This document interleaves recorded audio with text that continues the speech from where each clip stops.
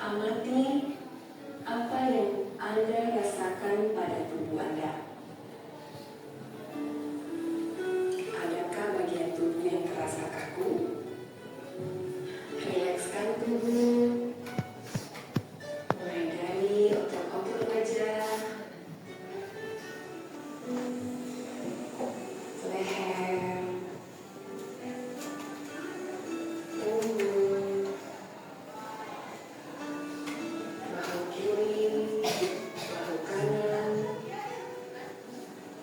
lengan atas, pergelangan tangan, dan ke-10 jari tangan. Rilekskan otot perut, kedua belah paha, lutut, dan betis, hingga ke seluruh jari-jari kaki. Amati apa yang Anda rasakan saat perut mengembang sebelum membuang nafas.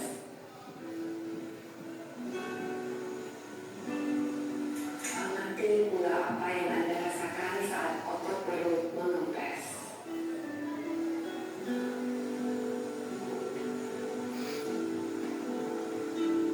Apa yang Anda pikirkan saat ini? Jika pikiran Anda mengembara pada hal lain atau terasa ngantuk, perlahan kembalikan pikiran Anda pada nafas Anda. Amati nafas yang terasa lebih tenang dan dalam.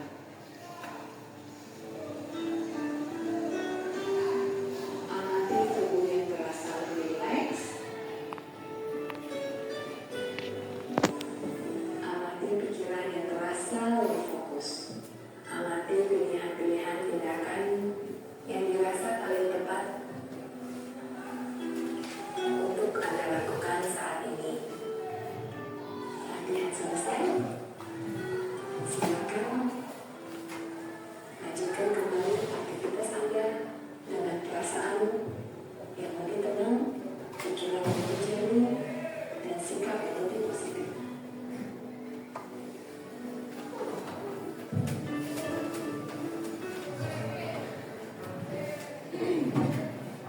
Nah, oke Ananda, latihan yang barusan Ananda lakukan itu namanya adalah mindfulness atau kesadaran penuh. Nah, gimana rasanya setelah melaksanakan refleksi tadi? Semakin rileks? Ya. Semakin siap untuk belajar? Sudah merasa nyaman? Sudah. Nah, Ananda, dari gambar yang Ibu tayangkan ini, kira-kira ada nggak yang tahu tema kita hari ini tentang apa? Tentang bullying. Nah, ini adalah beberapa contoh bentuk dari perilaku bullying, ya. Nah, dari gambar yang pertama itu bullyingnya di mana? Di SMA atau di sekolah. Yang kedua di mana? Di lingkungan masa sekolah. Yang ini di media sosial. Sedangkan yang terakhir di sekolah mana? SD. Nah, jadi bullying ini sudah ada mulai dari jenjang SD pun sudah ada yang namanya bullying. Nah, jadi tema atau topik kita pada pagi hari ini adalah mengenai stop bullying. Apa maksudnya? Stop apa? Berhenti bullying. Merundungi atau membuli, ya. Ya, atau menindas orang, betul sekali. Nah, adapun tujuan dari pembelajaran kita hari ini, yang pertama, Ananda dapat menjelaskan pengertian dari bullying itu secara tepat. Nah, tujuan yang kedua, Ananda Ibu harapkan juga dapat menyebutkan jenis-jenis dan contoh dari tindakan bullying itu.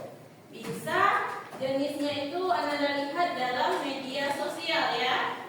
Nah, yang ketiga, Ananda juga dapat menjelaskan faktor penyebab dari bullying dalam hubungan dengan teman sebaya dengan tepat.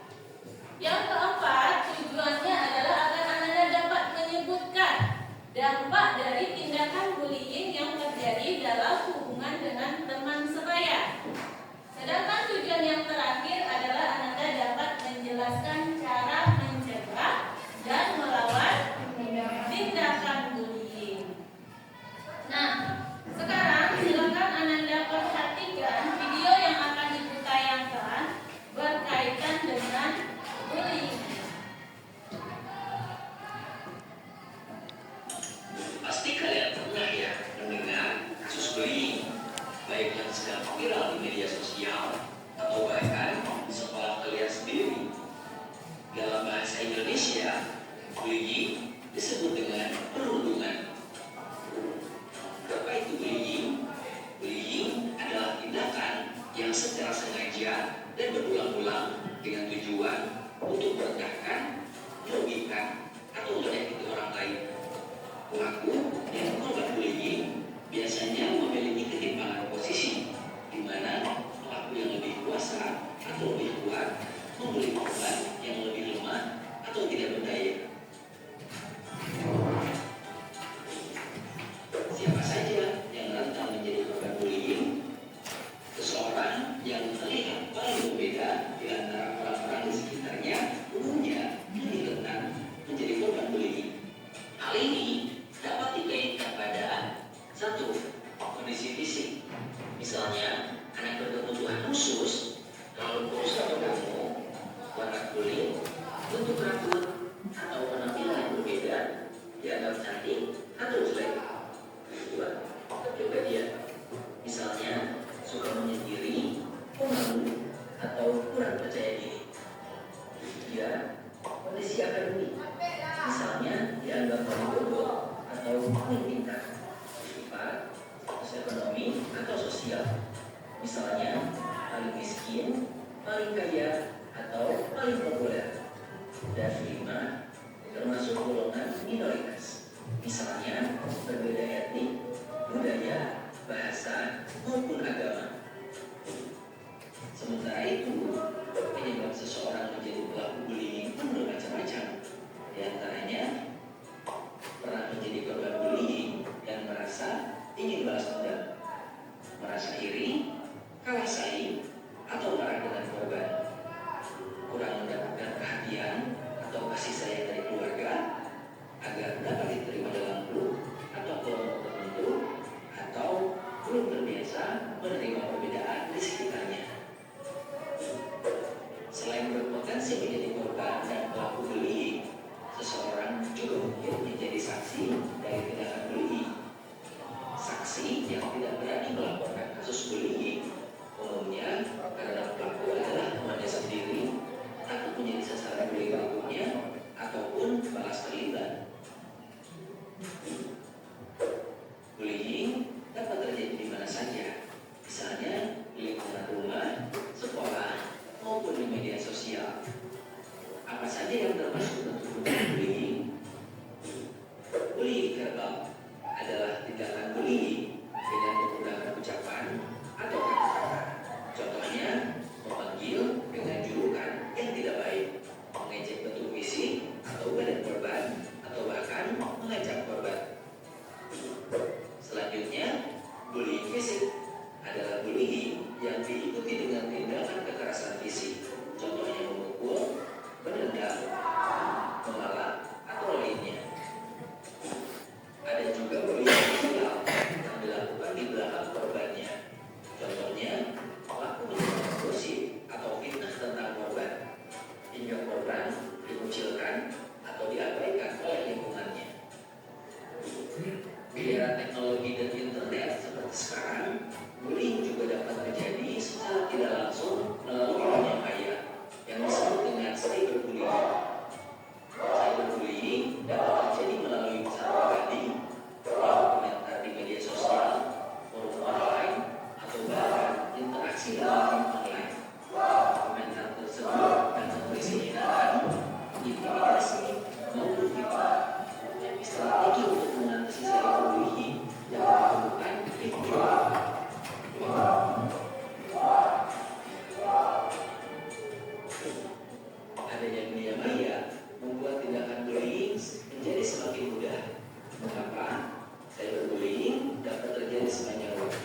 selama pelaku memiliki akses internet. Pelaku juga tidak perlu repot-repot bertemu langsung dengan korban, cukup ketik atau posting melalui handphone. Pelaku cyberbullying juga tidak terbatas pada orang di sekitar korban. Netizen atau orang asing pun bisa ikut-ikutan membuli korban. Ditambah lagi, adanya fitur anonim membuat pelaku menjadi semakin leluasa dan berani untuk melakukan bullying. Korban dari bullying dapat menjadi minder, kehilangan kepercayaan diri, atau trauma sehingga cenderung menarik diri dari pergaulan atau kesulitan berinteraksi dengan orang lain. Selain itu, rasa cemas, depresi, sampai keinginan untuk bunuh diri juga mungkin dirasakan oleh korban bullying. Selain dampak pada mental, korban bullying fisik juga mengalami dampak pada kondisi tubuhnya, seperti adanya bekas luka, kerusakan organ, sampai yang paling parah adalah kematian. Saksi dari bullying juga mungkin mengalami perasaan yang tidak nyaman, rasa bersalah, atau kecemasan akan menjadi korban selanjutnya. Sebagai pelajar Pancasila, yuk stop bullying di lingkungan sekolah. Jangan menjadi pelaku bullying, karena itu hanya merugikan dirimu sendiri. Coba pikirkan, jika kalian yang menjadi korbannya, bagaimana rasanya? Pasti gak enak kan? Jika kamu menjadi korban ataupun saksi bullying, jangan takut untuk melapor kepada guru ataupun orang tua ya. Dengan begitu, kamu akan mendapatkan bantuan dan bullying dapat dihentikan. Strategi menghadapi bullying dapat disimak juga di video berikut. Khusus untuk menjaga cyberbullying, batasi penggunaan media sosial, pikirkan dan berempatilah sebelum memposting sesuatu, serta jangan mudah terpancing dengan komentar negatif. Nah, kalau sekolahmu akan membuat kampanye anti-bullying, apa ya slogan yang cocok untuk aksi tersebut? Coba tulis dirimu di kolom komentar. Jangan lupa untuk like dan Oke, Ananda, tadi sudah Ananda saksikan videonya, di mana di dalam video itu ada apa saja? Ya, ada pengertian, apa lagi? Jenis-jenis, penyebab, faktor penyebab, dan dampaknya. Nah, sekarang Ananda akan Ibu bagi menjadi 3 kelompok. Nah, sebelum Ibu Ananda bagi menjadi 3 kelompok, mari kita bikin kesepakatan kelas dulu ya. Nah, nanti selama Ananda ada di dalam kelompok, Ananda harus bagaimana? Harus bekerja sama, apalagi harus aktif, harus apa lagi? Harus ikut diskusi. Jangan hanya beberapa orang yang terlibat ya. Jadi Ananda semua harus terlibat. Sepakat dengan kesepakatan kita? Sepakat. Oke, nah sudah bisa kita jadikan itu ke kelompok? Sudah? Nah sekarang Ananda kemarin sudah ada Ibu share pembagian kelompoknya. Kita akan ada 3 kelompok. Nah sekarang di sini kelompok 1, kelompok 2, dan kelompok 3. Kelompok 1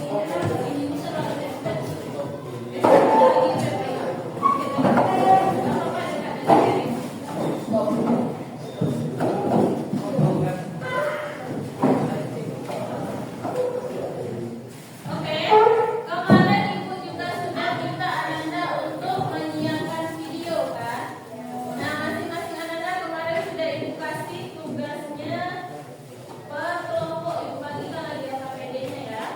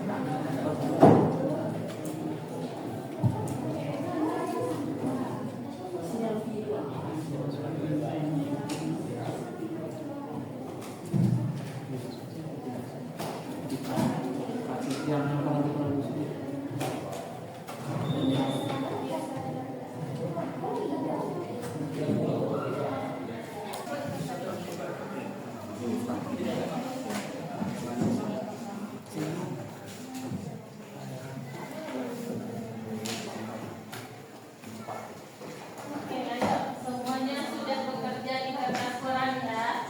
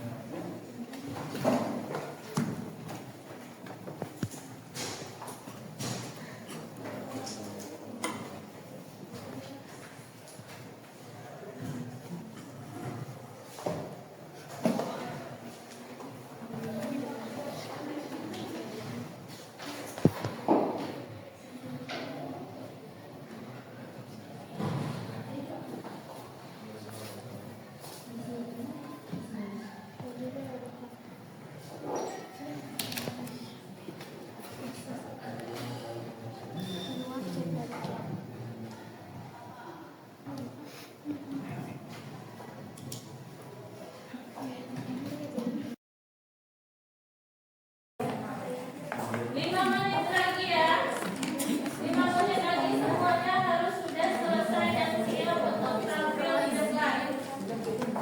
Yang sudah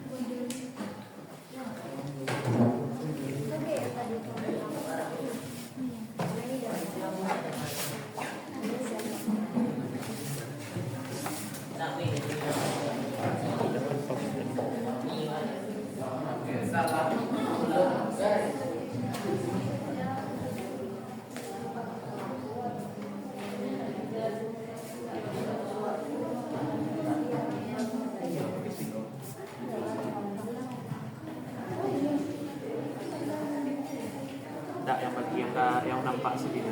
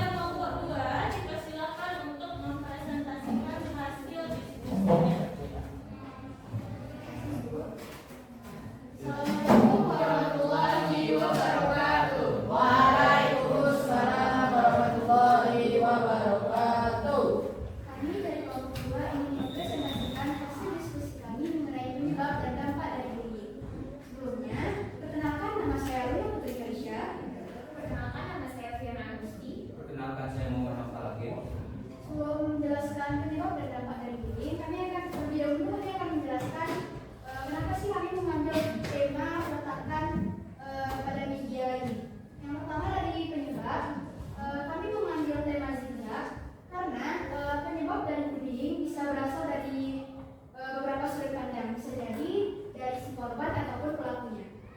Sedangkan pada sisi dampak kita mengambil peletakan kertas yang abstrak karena dampak untuk korban itu bisa membuat hidup si korban ini tidak beraturan. Jadi peletakan kertas ini juga menggambarkan bagaimana dampak bullying terhadap korban. Yang terakhir ialah keberadaan bintang-bintang pada judul di atas, yang dimana bintang tersebut menggambarkan korban di dalam sebuah kegelapan.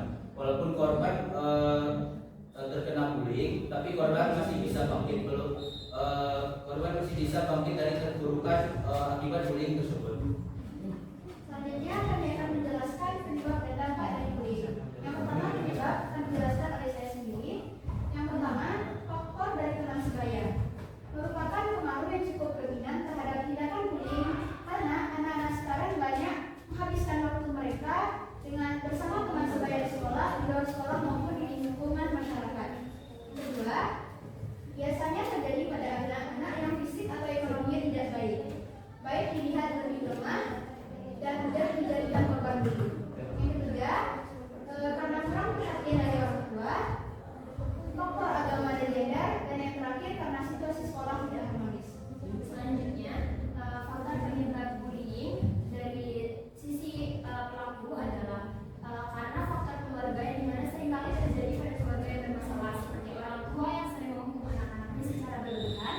Anak-anak akan meniru tindakan tersebut dan melakukan tindakan tersebut kepada teman-temannya. Jadi apa yang dilakukan di rumah itu akan dilakukan kembali di lingkungan sekolahnya. Kemudian penyebab terjadinya bullying yang selanjutnya adalah perbedaan kelas atau senioritas, pelaku merasa dirinya hebat dari korban. Yang kedua yaitu kurang perhatian dari orang tua, sama seperti penyebab sebelumnya. Kemudian pelaku juga biasanya seseorang yang ingin balas dendam karena pernah mengalami bullying, sedangkan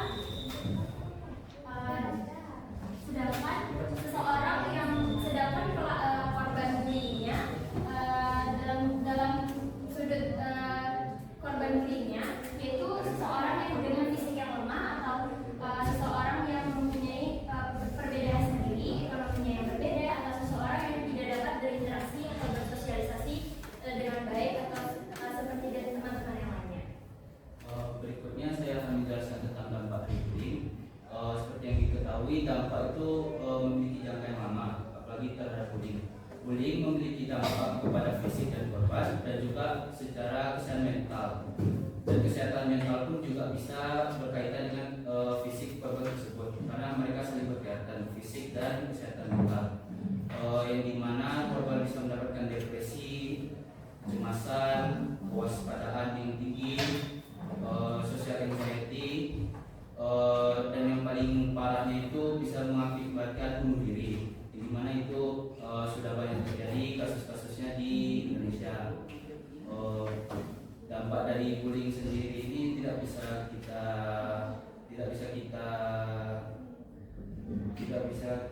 hiraukan karena dampak dari bullying ini berjangka panjang dan bisa mengakibatkan nyawa korban terancam. Oke, sekian dari penjelasan kami mengenai penyebab dan dampak dari bullying. Apakah dari teman-teman ada yang ingin berpendapat ataupun ingin bertanya terhadap materi yang kami sampaikan? Boleh pada kelompok 1 dan kelompok 3 boleh menanggapi dan bertanya mengenai materi yang disampaikan oleh kelompok 2. Oke, itu ada Cynthia. Oke, Cynthia. Pada Cynthia, silakan. Saya dari kelompok 1 ingin bertanya, seberapa jauh trauma yang dialami korban bullying dapat mempengaruhi kehidupan mereka di masa depan, terutama dalam hal kepercayaan diri, hubungan sosial, dan karirnya. Terima kasih pada Cynthia. Kelompok lain, apakah ada yang masih ingin bertanya? Ayo, kelompok 3, silakan. Saya dulu, silakan. Salah satu faktor berbeda bullying memang pelaku yang menjadi korban bullying.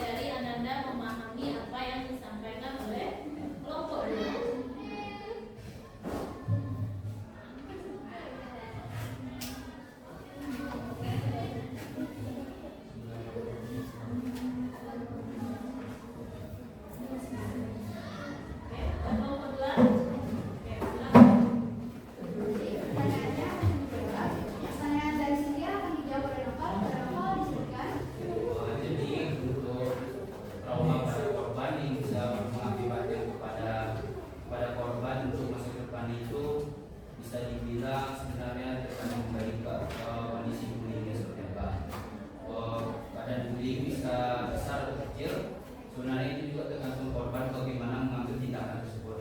Bila korban lebih memilih untuk menerimanya saja, maka pada kondisi trauma yang dimiliki bisa lebih tinggi. Namun bila korban bisa menahan diri atau bisa untuk menangani bullying tersebut, maka trauma tersebut bisa dihindari. Dan untuk trauma yang dimiliki oleh korban tentu akan memiliki efek pada karir sosialnya sendiri, bahkan untuk kesehatannya sendiri, yang dimana kesehatan sendiri itu pun sangatlah sulit diatasi karena biasanya memakan banyak biaya.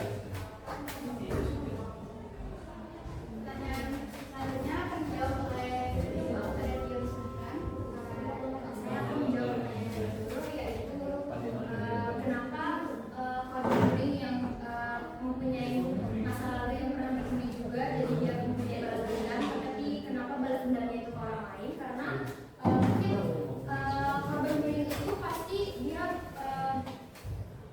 berganti tempat atau pindah sekolah contohnya, jadi kayak jadi tidak mungkin dia akan ketemu dengan pelaku bullying yang pernah membuli dia sendiri, karena kalau dia membalas dendamnya ke orang yang ngebully dia itu pasti akan terjadi masalah yang akan terulang kembali.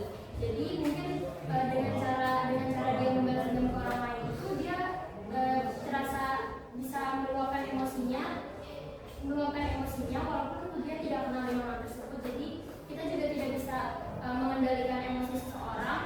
Mau dia membalas dendam kepada pelaku juga bisa, dia membalas dendam ke orang lain yang dia tidak kenal juga bisa, tapi cenderung balas dendamnya itu lebih ke orang lain, karena kalau ke pelaku bisa terjadi kembali masalah yang dia alami sebelumnya. Gimana? Kelompok 3. Nah, jadi ibu simpulkan ya dari jawaban kelompok 2 tadi. Untuk pertanyaan Cynthia, seberapa besar traumanya? Tadi pertanyaannya Cynthia. Jadi trauma itu seberapa besarnya tergantung dari jenis bullyingnya seperti apa dan bagaimana kondisi korban ketika itu. Kalau misalnya bullyingnya masih sederhana dan korbannya tidak terlalu memikirkan bullying itu, dia bisa memanage dirinya untuk tidak terlalu memikirkan itu, maka traumanya tidak akan besar. Tetapi kalau bullyingnya berat, sudah sering terjadi, si korban terlalu tertekan rasanya, maka itu traumanya akan berjalan lama dan membutuhkan seorang psikiater untuk mengatasinya. Dan untuk pertanyaan turun, kenapa yang menjadi korban itu harus orang lain? Kenapa tidak dibalikkan ke si pelaku? Yang namanya saja ketika itu dia adalah sebagai seorang korban. Yang namanya korban tentu dia lemah kan? Dia tidak punya keberanian untuk kembali memberikan perlakuan yang sama ke pelaku. Nah, makanya dia mencari orang yang dia rasa lebih lemah lagi dari dirinya. Makanya dia mencari korban yang baru. Itu dia. Oke, sampai di situ bisa dipahami? Ada pertanyaan? Tidak. Oke, kita beri aplaus untuk kelompok 2.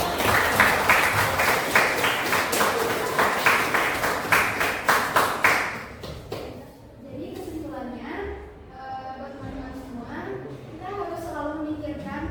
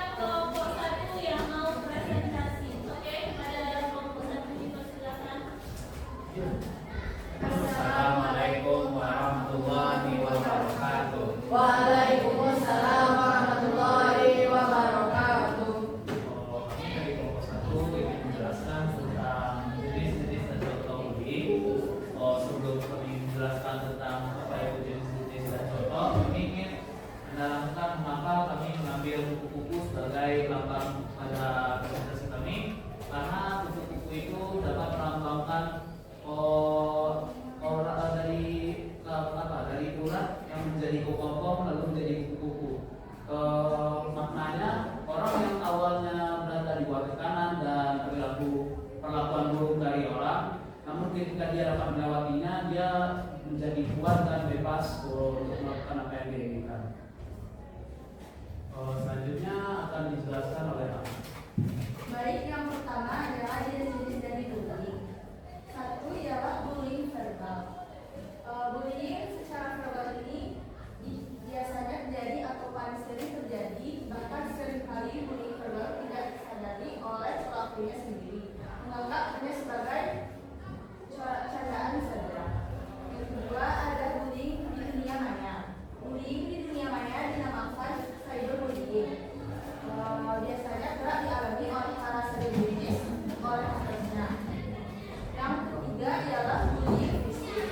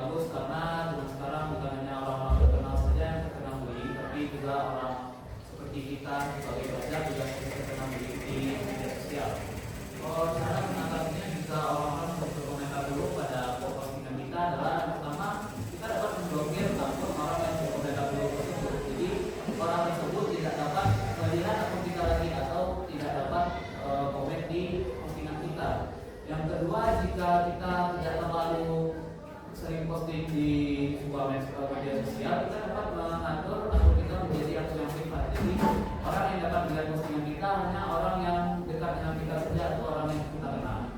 Maka sudah cukup. Oke. Jadi apa intinya itu? Bahwa Jadi apa yang disampaikan oleh si Nadi tadi? Intinya kalau kita diberi Indonesia kita harus berpikir dengan Ya, jadi intinya tergantung kita. Jadi jadikan akun kita itu privasi ya, agar yang melihat postingan kita itu adalah orang-orang yang dikenal saja, sehingga tidak ada akun anonim yang akan memberi bulian kepada kita. Oke? Silakan ditutup kelompok 2. Kelompok 1. kelompok 3. Enggak satu aja, nanti nggak sempat. Lama kali nanti ya. Satu aja. Baik, sekian presentasi dari kelompok kami. Mohon maaf jika ada kesalahan. Assalamualaikum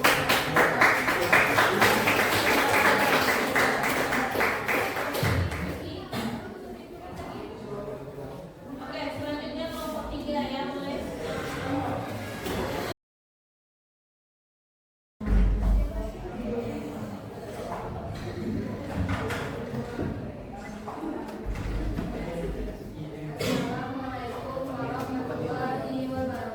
Assalamualaikum warahmatullahi wabarakatuh. Selamat pagi semua, salam sejahtera bagi kita semua. Perkenalkan, kami dari perwakilan kelompok 3. Kali ini kami ingin mempresentasikan hasil kerja diskusi kami. Kita bertemakan cara mencegah dan melawan tindakan diri. Sebelum masuk ke pembahasan, teman saya ingin menyampaikan makna dari gambar. Jadi teman-teman semua, di sini terdapat gambar tangan yang saling berpegangan. Artinya tangan yang berpegangan ini, ketika kita melakukan cara mencegah atau cara melawan bullying, maka kita dapat melindungi korban atau memegang erat korban-korban bullying. Jadi korban bullying dapat merasa percaya diri dan lebih berani melawan pelaku-pelaku bullying. Dan selanjutnya, teman saya Kevin ingin menyampaikan Oke, cara melawan tindakan punya bullying. kesepakatan kelas kita tadi ya, Pak. Boleh, Kak? Tindakan bullying yaitu diantaranya dengan tidak menunjukkan sikap atau positif dan tidak menunjukkan perbedaan yang terlalu mencolok. Yang kedua yaitu dengan membantu pelaku menghentikan perilaku itu. Yang ketiga yaitu dengan melakukan tindakan bullying pada guru atau lembaga-lembaga yang tanggung jawab agar tindak bullying dapat dihentikan. Yang keempat yaitu dengan memberikan dukungan kepada korban agar korban tidak merasa dirugikan. Yang terakhir, saya akan menjelaskan cara mencegah tindakan bullying. Yang pertama, dalam keluarga kita dapat menanamkan rasa kasih sayang dan nilai keagamaan pada anak-anak. Yang kedua, memberikan perhatian dan interaksi pada anak-anak untuk memberikan kemampuan berani dan tegas. Yang selanjutnya, kita jangan menunjukkan sikap takut atau sedih. Pelaku bullying tentu akan merasa puas ketika kita berhasil membuat korbannya sedih. Yang selanjutnya, dalam lingkungan sekolah wajib membuat program pencegahan anti bullying dan wajib memberikan hukuman bagi pelaku yang melakukan tindakan tersebut. Yang berikutnya, membuat peraturan dan tugas terhadap perundungan. Yang selanjutnya, guru dapat mensosialisasikan persoalan bullying kepada muridnya. Dan yang terakhir, menjadikan bullying sebagai penyemangat. Ingat balas dendam terbaik ialah bukan membalasnya dengan kejahatan, tetapi menjadikan yang terbaik, menjadikan kita menjadi yang terbaik daripada mereka. Sekian presentasi dari kami. Apakah ada kritikan teman-teman atau ada pertanyaan? Ya, boleh lagi. Baiklah, saya masuk dari kelompok 1 ini bertanya, mengapa seringkali korban bullying ragu atau takut untuk melapor? Apakah ada kegagalan dalam sistem perlindungan yang tersedia bagi mereka?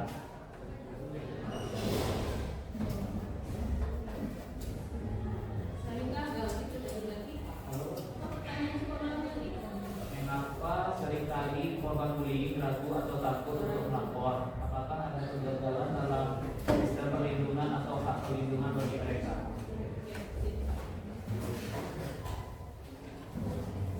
Silakan berdiskusikan atau dijawab langsung juga boleh. Silakan kasih waktu.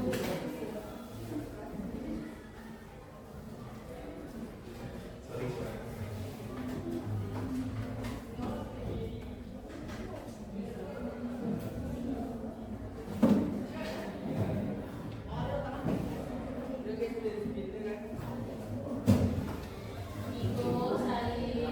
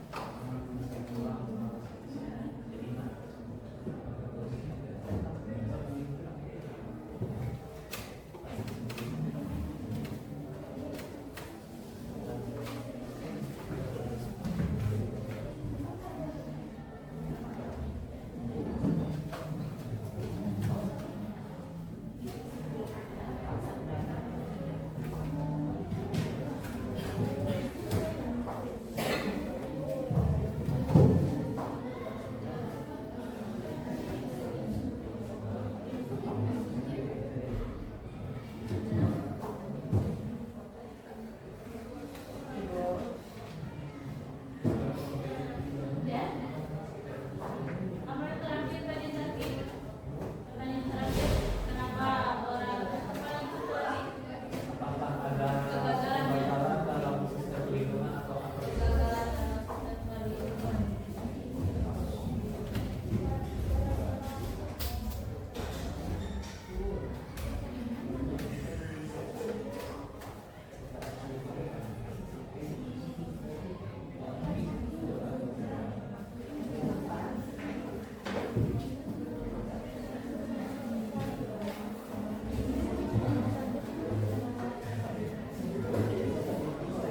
Oke, ayo untuk kelompok yang lain coba dengarkan yang bisa jawaban dari kelompok tiga terhadap pertanyaan dari kelompok 1. Oke. Jawab pertanyaan dari satu. Mungkin dalam sistem perlintasan itu tidak ada kegagalan dalam pencegahannya, tetapi mungkin salah di anak itu sendiri. Kadang orang yang terkena bully ini dia mentalnya lemah, takut atau apa. Mungkin jika dia melapor ke yang misalnya ke guru BK, takutnya dia kayak di apa-apa sama temannya, jadi kena lagi. Ya banyak urusannya, soalnya kan yang orang yang melakukan pembulian ini pasti punya suatu kelompok yang di atasnya lah. Oke. Tambahan dari kelompok lain? Enggak. Oke, dari audiens mungkin ada tambahan? Enggak. Jadi apa kesimpulannya?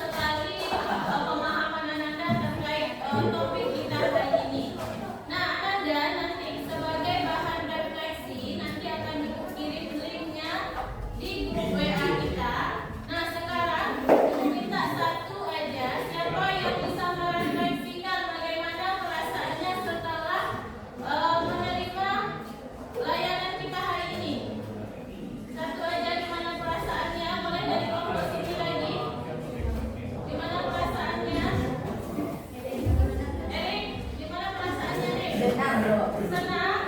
Oke, apa pengalaman yang baik dapatkan? Oke, betul sekali. Bullying tidak boleh dilakukan. Nah, jadi tindakan ke depannya itu seperti apa, Erik? Nah, ada bullyingnya. Maka ada bullying lagi ya, jangan sampai kita jadi pelaku. Oke, luar biasa sekali. Terima kasih Ananda sudah mengungkapkan semua ide-ide luar biasanya pada pertemuan kita kali ini. Minggu depan kita akan melaksanakan lagi materi mengenai perasaan. Jadi minggu depan masih